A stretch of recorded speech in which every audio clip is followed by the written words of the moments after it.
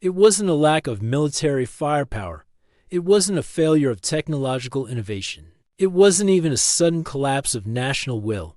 It was the mathematical inevitability of debt. History is littered with the carcasses of superpowers, nations that believed they were exempt from the laws of economics. They were wrong. The pattern is unmistakable. It is a sequence of cause and effect that has played out for 2,000 years. We see it in the ancient world. We see it in the age of exploration. We see it in the modern era. And now, current data suggests we are seeing it again. The United States faces a debt burden exceeding $35 trillion. Interest payments on this debt have surpassed the defense budget. This creates a strategic vulnerability, a silent leverage, an opening for a rising rival to exploit without firing a single shot. To understand the mechanism, we must look backward. We must examine three specific historical precedents, three empires that found themselves in the exact same trap. The arithmetic is merciless. The timeline is the only uncertainty. Consider the Roman Empire, specifically the trajectory that began under Nero around 64 AD. The empire was at its peak dominance, but the cost of maintaining that dominance were unsustainable. The legions required payment. The bureaucracy required funding. The public demanded bread and circuses. Taxation had reached its political limit. Nero faced a binary choice. He could cut spending and risk a coup, or he could cheat the currency. The incentive structure made the choice obvious. He ordered the silver purity of the denarius to be reduced. It seemed like a victimless crime, a monetary shortcut. But once the seal was broken, his successors accelerated the process. By the crisis of the 3rd century, the silver coins of the currency had collapsed from nearly 100% to barely 5%. The result was runaway inflation. Prices for wheat and land skyrocketed. The middle class was priced out of existence. A Roman soldier, once loyal to the state, found his pay worthless. His loyalty shifted to whichever general could offer hard assets or plunder. The empire didn't fall overnight. It rotted from the ledger out, just like the Roman Empire.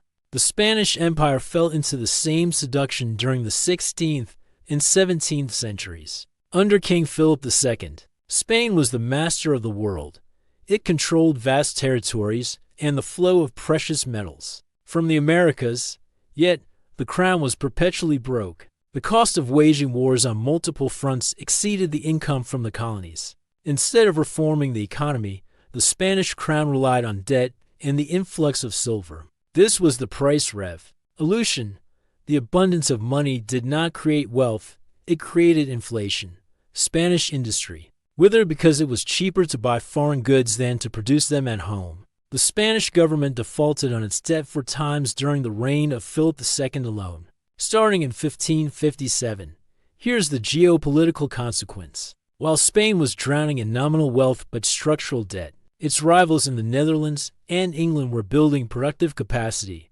They held the Spanish debt. They controlled the shipping lanes. Spain's financial vulnerability became the strategic advantage of its enemies. The empire hollowed out, leaving a population of impoverished aristocrats and struggling peasants. Just like the Spanish Empire, the British Empire discovered the limits of credit in the 20th century. By 1914, Britain was the world's creditor.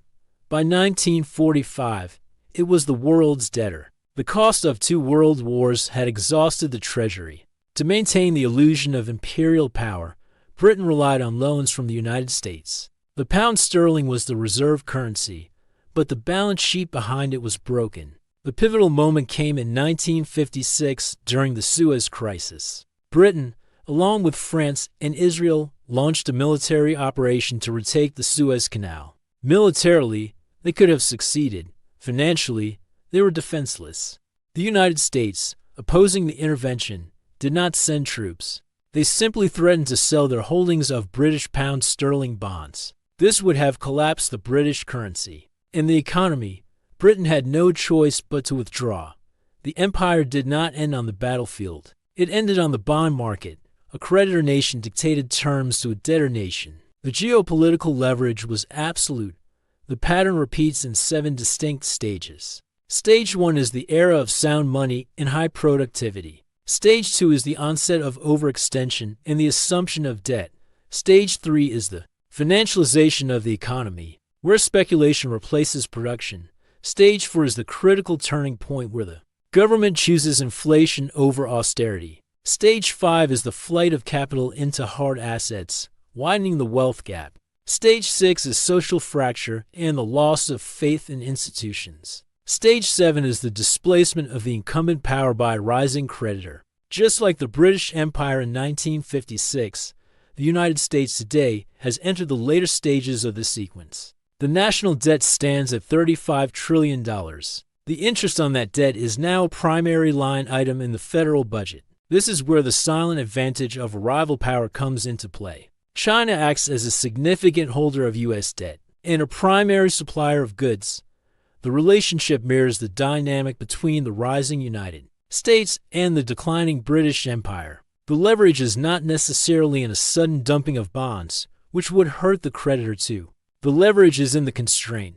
A debtor nation has fewer options. It cannot easily finance a prolonged conflict. It cannot easily sanction a creditor that supplies its critical infrastructure. The constraint limits the range of motion. Under these constraints, the rational move for the rival is to wait, to allow the compound interest to do the work of a conquering army. One interpretation often cited is that the US dollar's status as the world reserve currency makes this time different.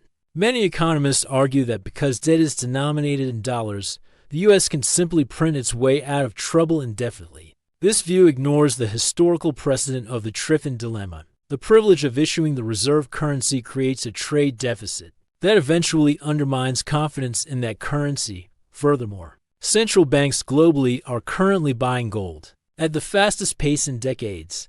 They are diversifying away from the dollar not because they want to, but because the arithmetic forces them to minimize risk. The incentive is to hedge against the devaluation of the debtor's currency. When the rest of the world begins to price assets in something other than the dollar, the exorbitant privilege becomes an exorbitant burden. History suggests three potential endgames. The first is a controlled decline. This mirrors the post-Wee British experience. Living standards stagnate, global influence recedes, and the nation accepts a secondary role on the world stage. While inflating away the debt over decades, the second endgame is a chaotic collapse. This mirrors the Weimar Republic or Zimbabwe. The currency is printed into oblivion. Civil order breaks down, and the economy is reset through total destruction of savings. The third endgame is a reset and restructure. This involves a global gathering, similar to Bretton Woods, where currencies are rate-pegged to hard assets or a new neutral reserve unit. In this scenario, the debt is not paid. It is defined out of existence. Current data suggests we are drifting toward a combination of the first and third outcomes. The geopolitical rival does not need to destroy the United States. They simply need to be positioned to dictate the terms of the restructure. The only variable is timing and pain. Subscribe to the channel to track these macro shifts as they develop. Focus your attention on building resilience, understanding history, and interpreting the data for yourself.